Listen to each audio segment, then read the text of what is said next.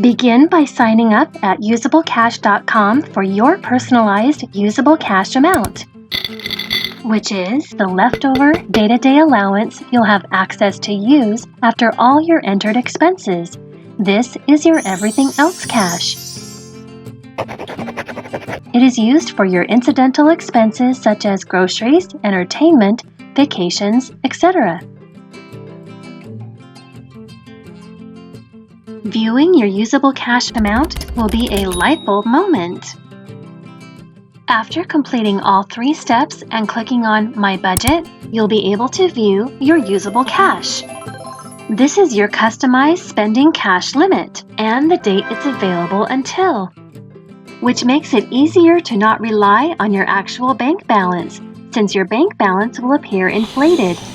However, it is simply increasing to cover your entered expenses and reserve funds. Discovering your personal usable cash amount will help you to not overspend between paychecks. Check out all of our other helpful videos.